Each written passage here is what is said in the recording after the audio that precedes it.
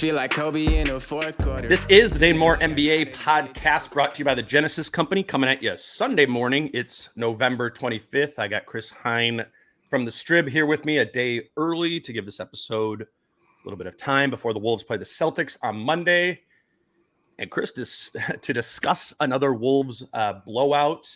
I think like the basic 10,000 foot view of this game, right, is it was a good Cat and a good Ant game simultaneously, 25-7 for Cat, while he got to the line 10 times, 31, 8, and 6 for Ant on really effective shooting. It was a hot shooting game for Ant, and kind of because of that, they win the game by 28 points. I feel like if they get that from Cat and Ant, and they don't get blasted in transition defense or really hurt on the glass, like they can kind of beat anyone, is where I'm kind of shifting to with this. I know the rebounding was a little bit of an issue last night. Right. So I feel like if maybe you check a couple of those boxes against a lesser team like Utah, like I'm just starting to expect that if they get this from Cat and Ant and they don't get hurt on the glass and in transition, like they should win kind of by like 20 points as they did. They should. And they did. And they did. And that's even with allowing a lot of second chance points last night. Like the rebounding was the worst rebounding effort of the season so far. But it ended up not mattering in the end, at least last night. In Utah, we kind of talked about this in the press room last night. Utah is not the kind of frisky, fun version of Utah. I'm kind of with that thought, like this is not what Utah was a year ago either. But I think, Ant's game to me was a little more interesting than Cat's was. Go for it. Because the score, a lot of his scoring, I think he had 12 in the fourth quarter. So 12 of his 31 came in the fourth quarter. They had kind of built the lead, but that's not to say that Ant was just filling stats. He had 19 in the first half. But the other thing that he was doing, though, was he had 8 rebounds. He had 6 assists. And to me, that was noteworthy because of what he said Wednesday after the game, kind of that quote where he said he was being a little selfish. He needed to focus more on doing the other things when the scoring wasn't going. And even though he was scoring okay through the first 3 quarters, at least those other things were there. Yeah. So I thought that was an encouraging sign. And then, fourth quarter blowout, he gets a couple shots to go and he gets the total up to 31. But to me, it was at least notable that he was engaged throughout the rest of the game. He was filling up the stat sheet elsewhere. I thought his defense was pretty good last night as well. So to me, that was the most encouraging thing. Carl hitting a couple threes is development number 2 on my list of important things from last night. Him getting going in that third quarter by hitting the 2 threes, I think was a major lift for him and for the offense as a whole. If he kind of starts regressing back to the mean of what he can shoot from 3-point range, because Ant's probably going to come down in that. Ant's going to come down in that. He's shooting over 50% from 3-point range. So Cat getting going from deep, another significant development last night. So that's kind of the equation, right? Like, and maybe it's not in the same quarter that Ant and Cat are going, but over the course of a game, having Ant quarters, Cat quarters, plus don't get hurt in transition defense and don't get hurt on the glass. You become a really threatening team when you do that. The transition defense and the rebounding thing is like kind of self-explanatory. Like we've pounded that into the ground of like, they need to do that. They've talked about how they need to do that. Right. The guards need to do this. The guards need to rebound. The bigs need to get back. Whatever. Like we understand that part of the equation. That's like their weak points. I don't have my head totally wrapped around like what allows it to happen that Ant and Cat can both have good games simultaneously. And the closest thing, I was just like thinking about this morning briefly, was like, I feel like Finch almost needs to, it's almost like Finch pushing one into the primary position and pulling another one back. Like I noticed in the third quarter, that's when Carl was rolling, right? Yeah. what normally happens in the third quarter? Ant normally plays the whole quarter, right? Right. And then he comes back in like midway through the fourth. That's normally what happens. Cat's rolling, like you said. He hit some of those threes, and Finch pulled Ant with like 4.5 minutes or something like that left in the third quarter, and he decided to let Cat kind of have that be his quarter. I guess ideally, right, you want them to be able to happen in tandem, and that just happens every night, right? But Right. right now, while they're still figuring it out, I think while Ant is maturing, they're still learning some things with Rudy and spacing and all those sort of things. Maybe they need a little bit of like structure in the who's on the floor, right? Right. Giving opportunities in that sort of way. I just think it's encouraging for the team to see that they found a way to do it in this game. While it wasn't just they were both awesome and they just shot the lights out and they were awesome for all 4 quarters. Right. They kind of went like turn the volume up and down on the two of them, and I guess that game was still very close too in Yeah. the third quarter. Like it was True. tied like Mhm. maybe almost halfway through the third quarter when Carl went on his run. And we've seen that with Finch before. He'll he's not set in stone if a guy is going. How many times has Naz Reid played like 13 straight minutes at times? Or Kyle Anderson. Kyle Anderson. Like those guys will go like a quarter plus without getting a rest. Yeah. It wasn't like I was kind of rewatching the third quarter last night. Utah went zone for a little bit, and that's how Carl got going. Mhm. So it wasn't like Ant and Carl were also playing off of each other that much when like they were just finding, I guess, they were just finding what the giving. defense was giving. Yeah. Exactly. Mhm. There were, like I said, a couple of those zone possessions. Ant had the nice lob to Rudy when they were in zone, which was encouraging to see. Carl shot it over the zone. Mhm. It was the most encouraging game that they've had offensively. I think Carl's starting to really feel the rhythm. He had bad numbers overall if you just kind of look at the box score against Denver, or like inefficient numbers, but I didn't feel like the Denver game was a bad game for Carl overall. No. I felt like it was a pretty good game. Well, and the job he did on Jokic. And the job he did on Jokic, right? Exactly. And I thought he did good job on Collins last night too. Like the defense is buoying some of whatever we want to call it, like getting his confidence back offensively, finding his rhythm, whatever it might be. Like it sounds crazy to be talking about like this, but like the defense had kind of been the thing that Cat had been banking on, in the offense, which obviously we know was not the first 6 years of his career, but that in and of itself is growth. And I thought, just in the context of that game to Carl, like I think he was over 3 from 3 in the first half, and he passed up at least one wide open one after he started missing. And that was where you're like, man, like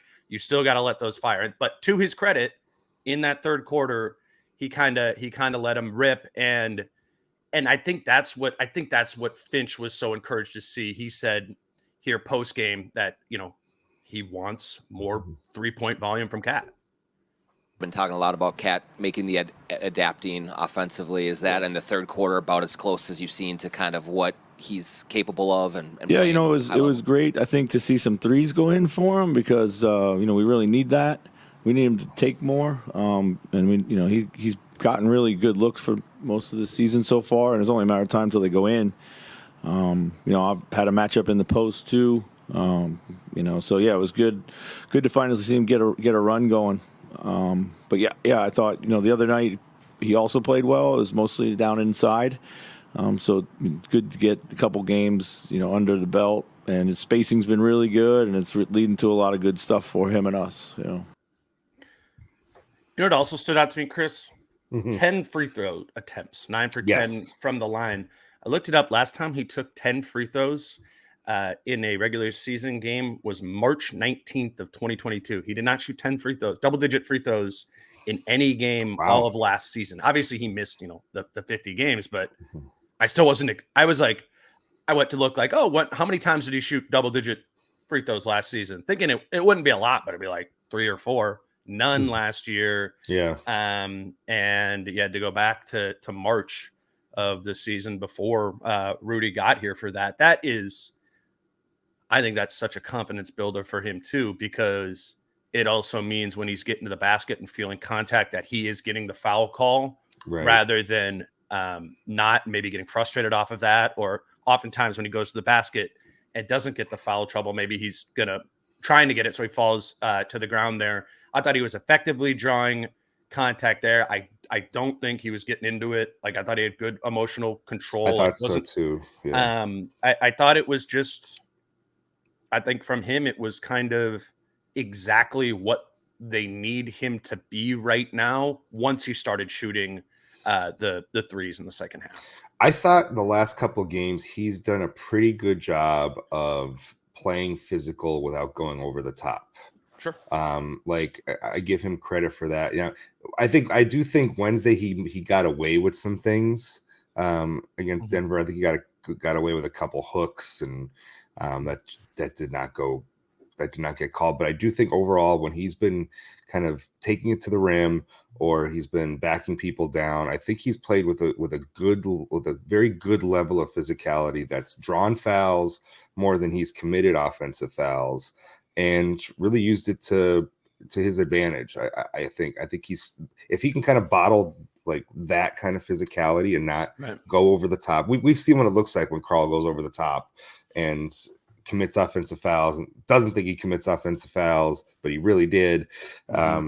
I think the last couple of games he's played with just the right level of physicality. And I think that's important for him, especially if he's going to be kind of reestablishing a post game.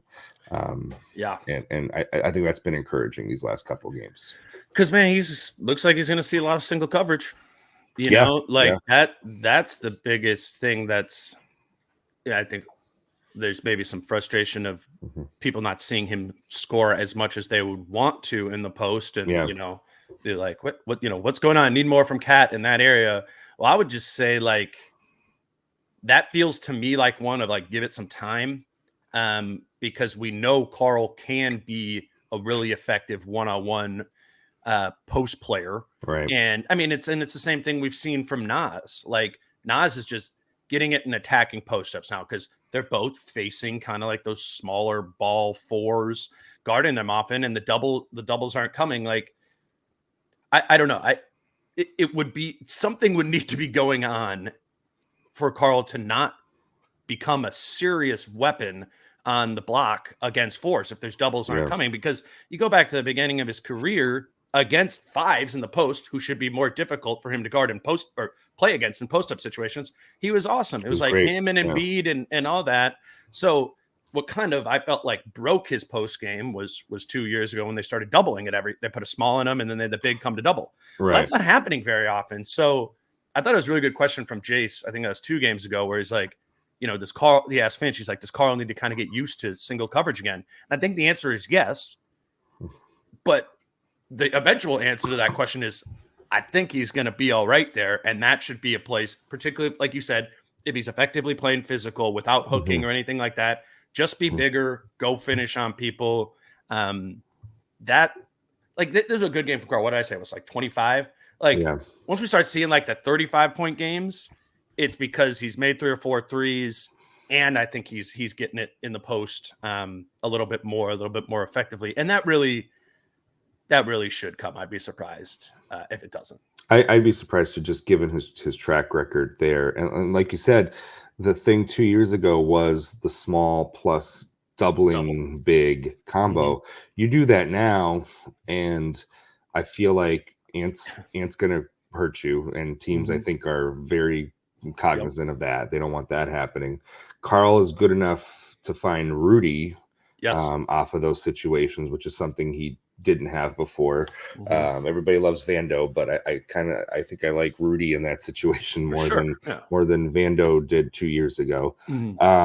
So I if he can get back to that level, I think that's a huge development for this offense as a whole, because he'll either make teams pay with that single coverage, or he'll make them pay if they do come in double.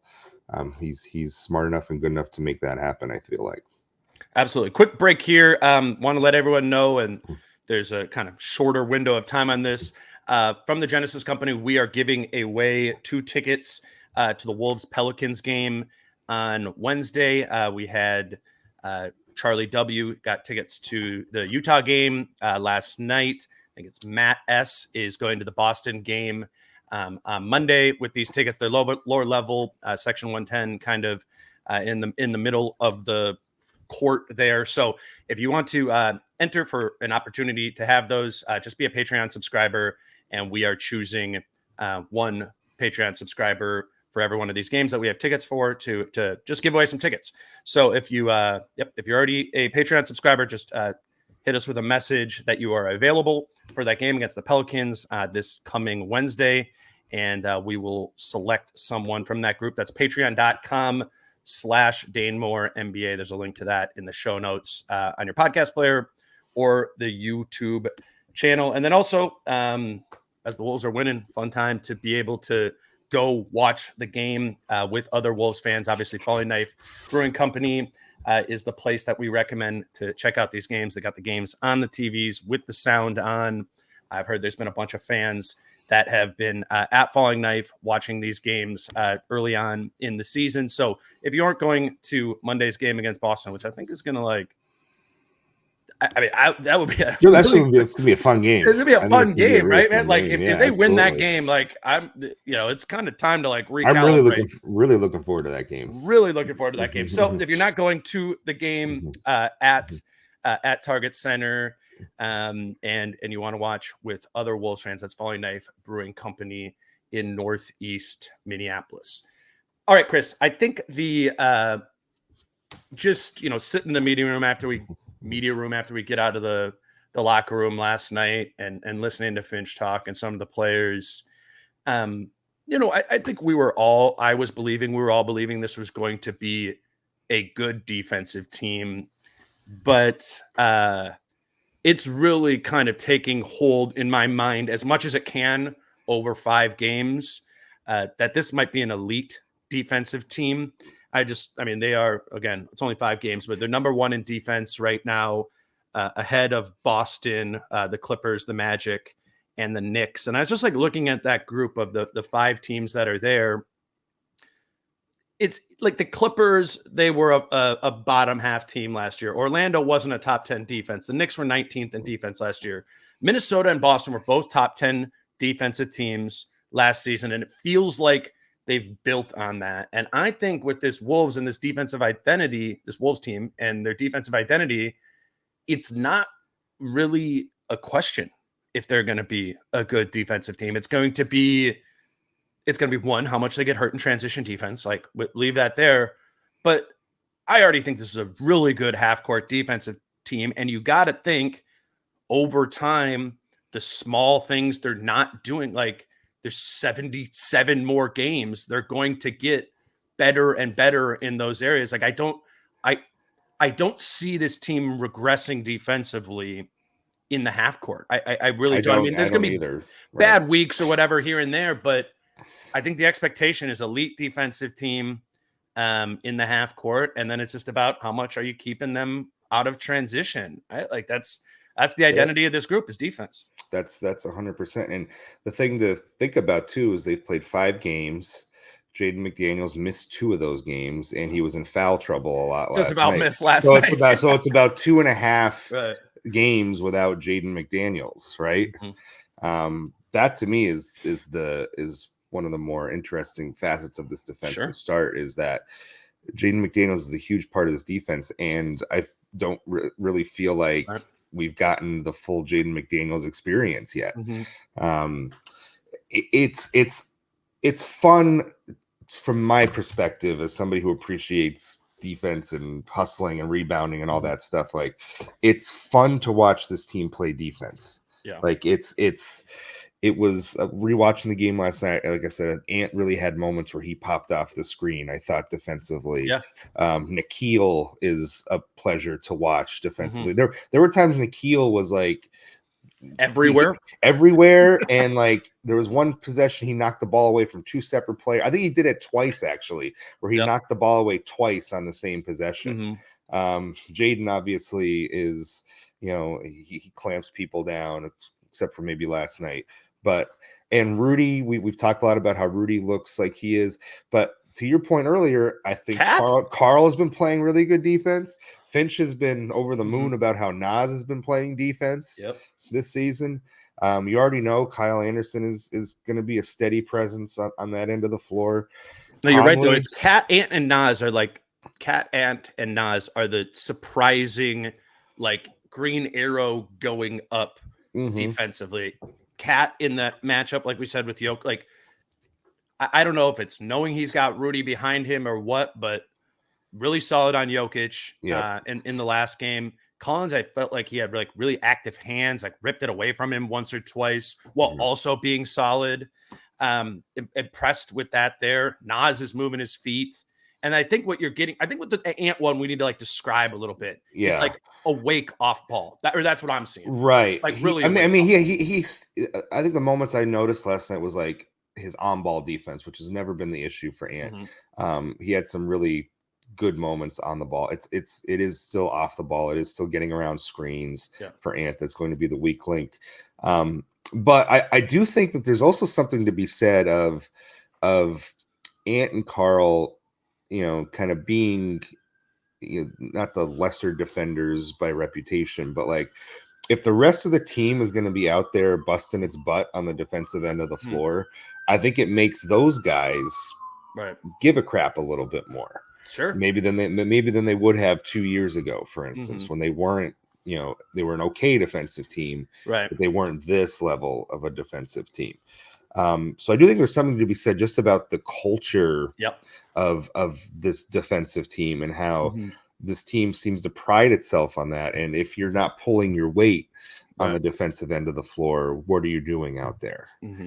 So I think it's a very good thing just from a team-wide perspective and the way that they play team defense and are covering for each other, low man help, getting back, like it's all seeming to be really working early in the season in half court defense. It's really fun to watch. It is. It's fun. It's just having covered and watched this team for the Karl Anthony Towns era tenure. Like it is just in my head kind of bizarre to be thinking about like this is where the defensive side of the ball is where this team is going to make its money. Like they were, even when they were like bad, they were often a top 10 offensive team in the early years of Karl's career. And I think it's this crazy kind of like flip switch that I'm trying to process in my head. And so I just thought to ask Karl about it because I'm like, man, if it's weird for me, it's got to be way different for you. So I just asked Karl about that, the identity kind of shifting to the other side of the ball last night after the game.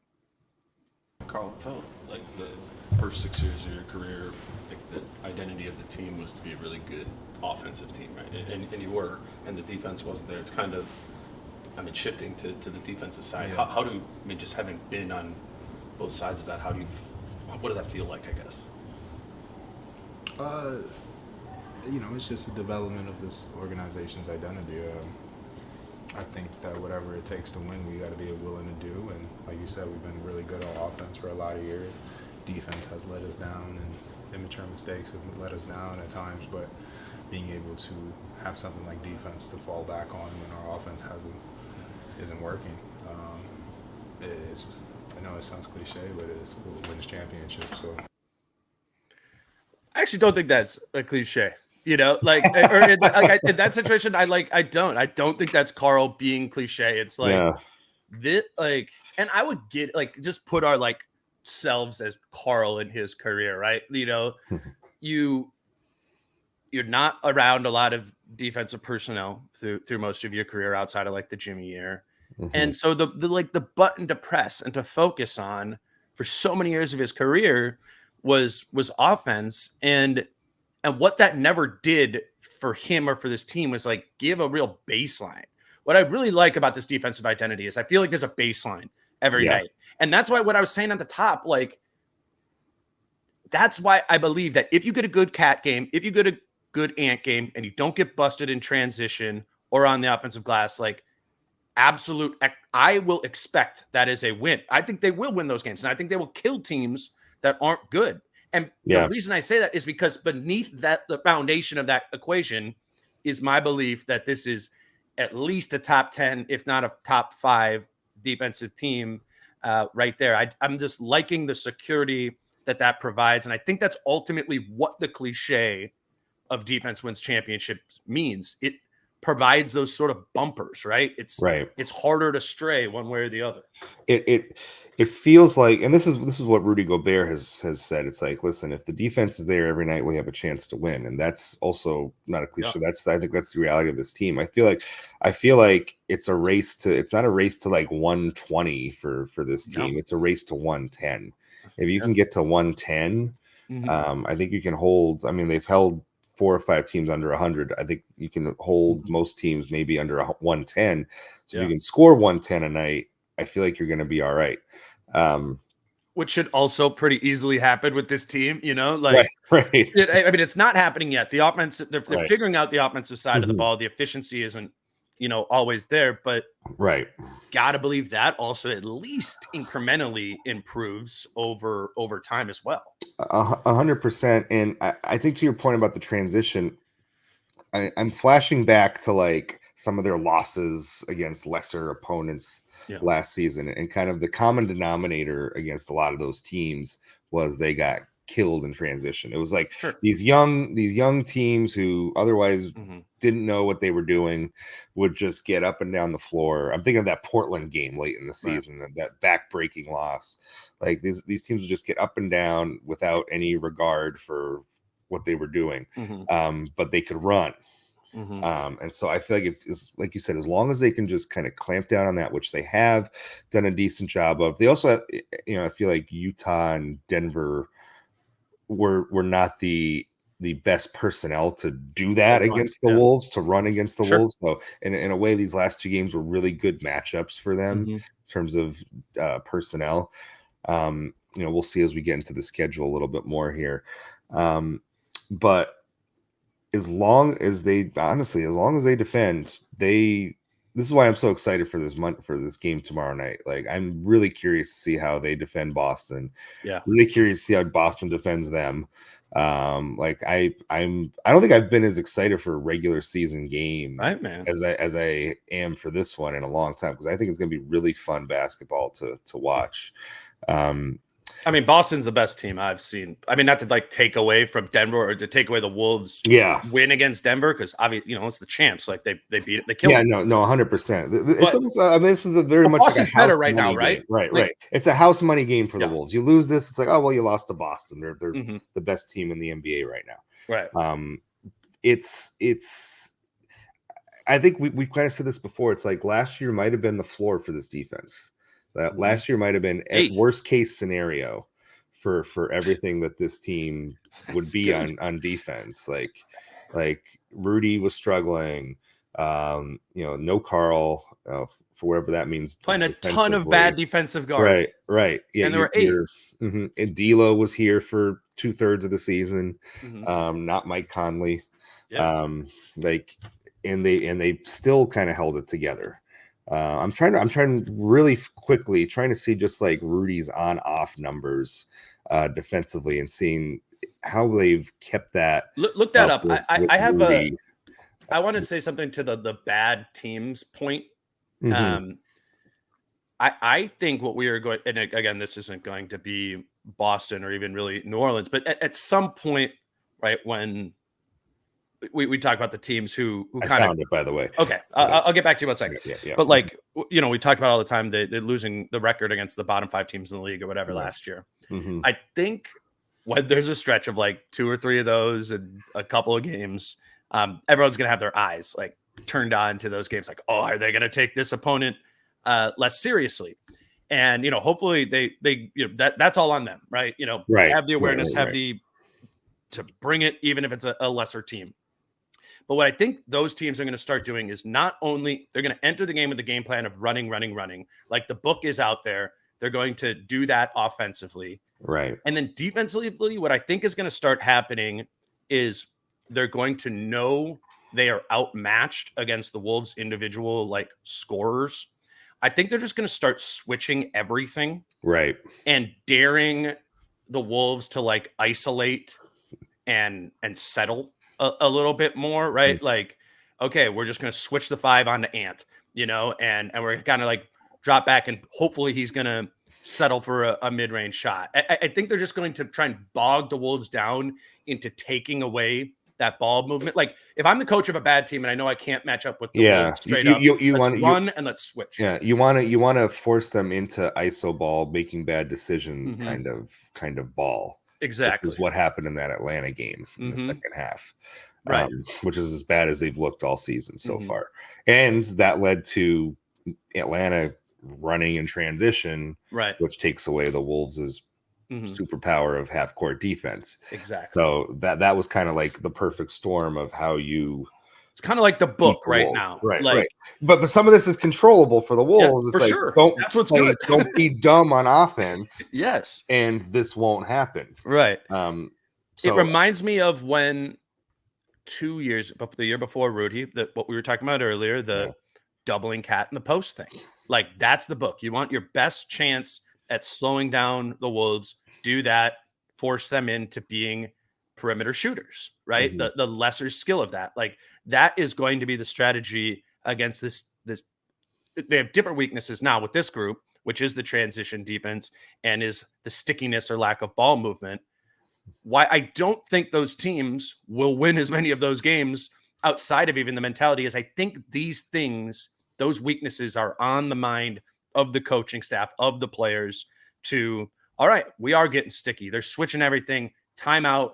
We're not doing this, right? They're running us. Timeout. We're what are we doing here to recalibrate ourselves? I think I say that to me, and I think while those are the weaknesses, like you said, they're just much more. They feel more controllable, or I have greater confidence in this team being able to control them. I think those weaknesses are also on the mind of Mike Conley when it happens offensively too, and I think that's a difference from D'Lo a year ago. Is especially in that Denver game on Wednesday, Mike was very intentional about grabbing the reins of the offense in that third quarter and making sure that a repeat of what happened in Atlanta did not happen against Denver. And that to me is the formula when that starts to happen. It's like Mike Conley is the guy that gets you out of that or gets you back going again. Like you said, like Finch has used this before, like an extension of the coaching staff kind of on the floor in those situations. By the way, I did find Rudy. Sorry. The on-off defensive numbers of Rudy this year, because I was just curious how they were playing defense with him off the court. This is NBA.com, so garbage time is not filtered out. Defensive rating with Rudy on the floor, 103.5, which is very good. Very good. Very good. Defensive rating with Rudy off the floor, 93. So also very good. Also very good. But that's just encouraging because you're not worried about the Rudy on minute. Right. You're not right. It's not like this defense turns off once he's off the earliest. It hasn't yet. The defense is not did last year once he's on. Right, exactly. Yeah. It does not turn off so far once he's been off the floor. Very encouraging sign. And that's been like 80, I think it was 85 minutes so far with him off the floor. Not tiny. Not tiny. So significant that they can keep it up whether he's on the floor or not. So Chris, let's move over to Ant, and I think it's interesting to talk about Ant and shot selection and some of those things when it comes after a good game. You nor I can't go point at Ant and be like, oh, those shots cost him the game, whatever. He was like 13 and 19 from the field. He was making shots from 2-point range, from the mid range, and from the 3-point line. So this is not bagging on it last game. Like he did it. He was effective in that game. The reason I bring this up is it was pretty clear to me that you were writing a story about this by your questions post game to Finch. It's fairly evident. I'm not trying to. I know people are a little frustrated by us nitpicking here, but I do this to say, like, What are they thinking about this? This is what we know what we're thinking about this mid-range thing. You asked Finch, and I thought this was an interesting answer about why Ant's mid-range is so up in frequency this year.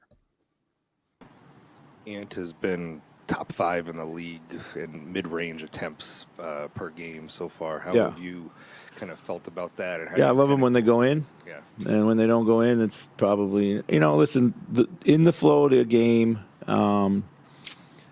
there's time and place for him, and he's got the ability to make them, and he's something that he wants to add to his game. But as I said last time I was here the other night, you got to double down on the things that you're really good at, and tonight he got to the rim a lot, and I thought he turned down some threes, and I'd like to see him let those fly a little bit more. But yeah. So Chris, give me your thoughts. Like, you're obviously writing about this, you're thinking about this. What does it mean for the Wolves? It seems like it's going to be here to stay, just based off of what Ant was saying. He's doubled his frequency from close to 3 to 6 so far. It's come a little bit at the expense of 3-pointers. It's come a little bit at the expense of attacking the rim. Those shot attempts so far are down. Shots in the restricted area are down by like 2 a game. His 3-point attempts are down almost 2 a game as well. So that's where it's kind of been coming from, both of those areas. But this is something that Ant has really worked on. He works on it a ton. That was his answer last night, is that he's like, oh, this is all I work on, basically. And then he corrected himself. He's like, no, I work on other things too. But like, this has been like a huge focus of his, is improving and trying to perfect as much as possible this mid-range game. He's been working on trying to bank shots more. Hit one of those last night. Yeah, he hit one of those last night. He's been working on using the glass a lot more, both mid-range and around the basket. How he uses the glass has been a big part of his development. But it's important to him, and he had a good night last night. He was 6 of 7 from the mid-range last night, and that really upped his percentage from like mid-30s to into the 40s so far this season. But it was really because he went 6 of 7 last night. Other than that, he's been struggling to hit those shots so far this season. I like how you frame it though. Like, he wants to improve that area of his game. Yes. That in and of itself, very good idea, right? Yeah. He's not, and he's going to necessarily need to have a mid-range bag, like in this season and in his career. So you understand working on it and getting those up there. I mean, the stat I always say is every single year of his career, he's shot better from 3-point range than he has from mid-range. Right. Just so you go, well, this makes no sense. But that's just because he's been like a 35% mid-range shooter for his career. He needs to, let's forget about volume for a second. He needs to get better at that to be in the mid 40s plus. I looked it up before this, and there are only 5 players in the league who are taking a greater frequency of their shots from that long mid-range area this season than Ant is. And it's kind of the usual suspects. It's DeMar DeRozan, Kevin Durant, Killian Hayes, that's random, Jamal Murray, and Klay Thompson. And so those are the only guys who are shooting more mid-range shots in terms of frequency than Ant is. And if you focus on the top 2, right, those are like the main mid-range guys, DeRozan and Durant. Right. And like DeRozan, large sample size with him throughout his career. He's been a high 40s guy, right? Again, and Ant was 35% from long mid-range last year. Durant has been a high 50s guy. I mean, he's a freak mid-range. Like that becomes as good as a 40% 3-point shot, right? Right. He was 58% last year. So Ant was 35% on long mid-range last year, 35. DeRozan was 46 on long mid-range last year, and Durant was 58%. Ant getting up into that DeRozan range would be very meaningful for this team. It doesn't mean the volume needs to be as big, but I guess I just like the glass half full on this is he's working on improving a skill that That he was a weakness. necessarily that was a Yeah. weakness. Yes, Yeah. yes. Yeah. That's what it is. And it's important to him because he feels like in his answer last night, he feels like this is going to help him attack the rim more. Yeah. Because if people know that he's going to be pulling up Mhm. and can hit that shot at a respectable rate, it's going to allow him to get to the basket a little easier. For sure. And makes sense. So For a little hesitate, like get to 15, you kind of it's a hesitate. 15, you like, hesitate, yep. they have to respect it, and then all of a sudden you're going right by them again. Mhm. The part of his answer that I'm going to keep an eye on and just pin is like he did say like in the fourth quarter sometimes let me see if I can find the exact wording, because in the fourth quarter you can't always get to the paint and they're going to run you off the 3-point line, so you have to have an in-between game. That was his quote. So, you know, I think that's something to watch in fourth quarters of games. Is he settling for the mid-range in those instances, or is he shooting them because they are clogging the lane / running him off the 3-point line? That's a factor here too, man. It's why Cat's driving game is worse, right? It's clogged around the basket a lot of the time. Right. And it is this is a product of having Rudy on the floor in these situations. Is the lane is going to be clogged more. So he's going to shoot. But you got to live with that. Again, this You ties do, into the you defense. do, you do. You got to live with gotta Rudy live with clogging it a little bit because he's going to maybe make you the best defensive team in the league. You need what he's giving you on the other end of the floor. So this is gonna be a new reality that I think we all kind of have to get used to. Is seeing a higher volume of mid-range shots from Ant. It's gone up from, like I said, close to 3 to 6 so far this season. I think, you know, I think he still needs to be a high volume 3-point shooter, and I think that to me is a little more concerning. It's like, don't let this come at the expense of taking threes, because you're a good 3-point shooter, and trading off some of those for more inefficient mid-range shots doesn't feel like the best trade-off right now. He's 69th in 3-point attempts this season. I mean, some teams have played like an extra game, so it's probably more like realistic, like 50th or whatever. Yeah. But he's shooting 54% from 3. Yeah. The 3 looks awesome. He's clearly confident in it. You know. Yeah. It's so I hope it's never came off from me, or I've just known you guys, from any of us when we talk about this, that we're saying got to cut that out like completely. Like no Ant needs to have a mid-range game. I'm not saying that, and like I'm not saying he should delete. That would limit, you know, his ceiling. It is just the selection of those and knowing when to lean on them and knowing when to it's knowing when to take them is the big part. It's not forcing them. I mean, you know, everybody loves it when the turnaround fadeaways go in, right? Right. How many of those are we going to see, and how efficient will those be? I think it's more of the when than the how many with those. To me, is the big question. And are they quality looks versus forced looks? Very last thing for you, because I know now you're just a multimedia superstar. You got radio hits all over the place. So we got to get you out of here. But I just, to the nitpick section of a 28-point blowout, we mentioned, I just wanted to note the Jaden foul trouble, which we kind of did. And that they got hurt on the offensive glass last game. I don't say that to mean Jaden's for sure going to be in foul trouble every single game. We hope for growth there. We don't think this team is going to be a bad rebounding team every single game.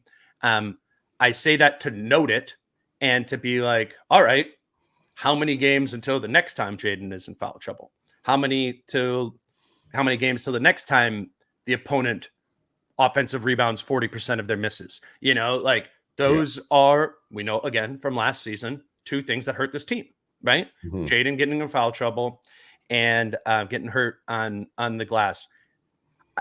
I guess the Jaden one is just like belief of maturity for me that's going to be lesser this season.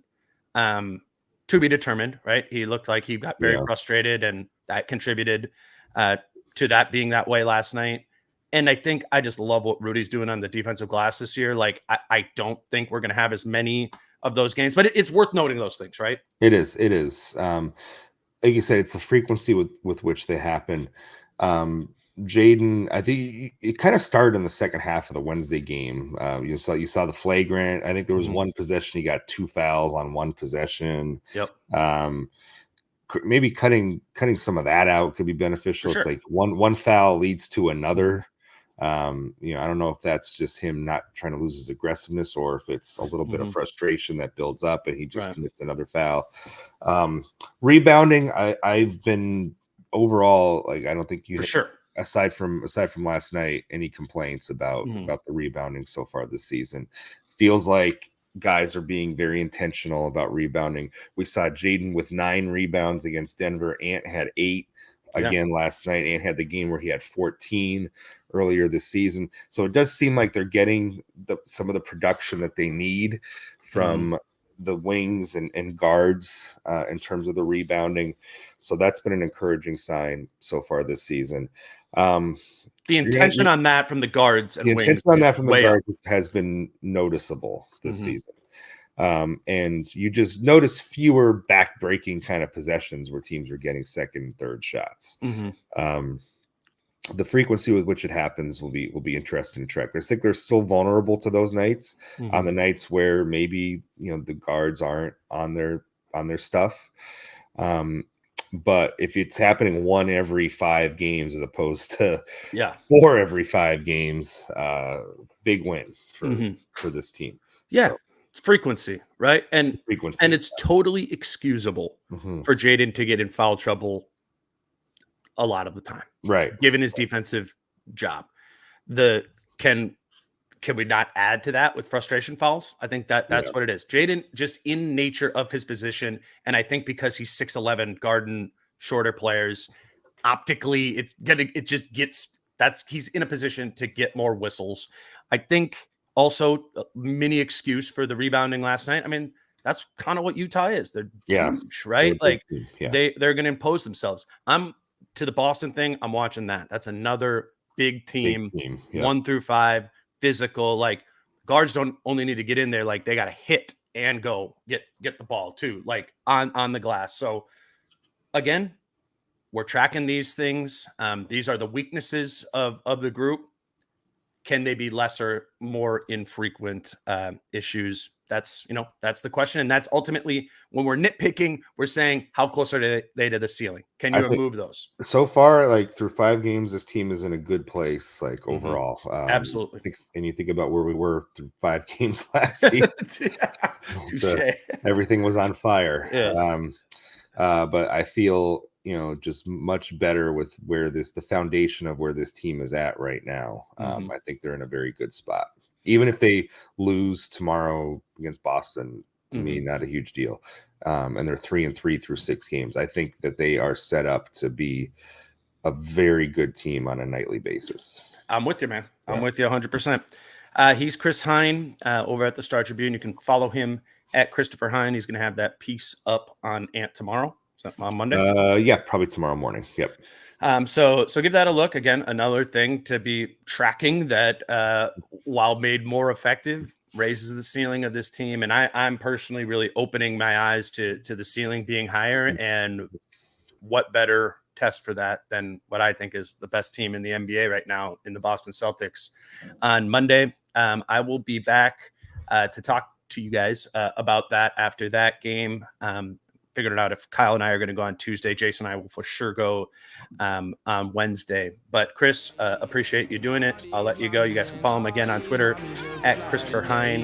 Until after the Boston game, he's Chris. I'm Dane. Peace out. How I'm feeling, man, I hope it never stop, yeah. Green and hard so you can find me in the crowd, yeah. Don't let standards ever bring you down, yeah. Hope you dancing like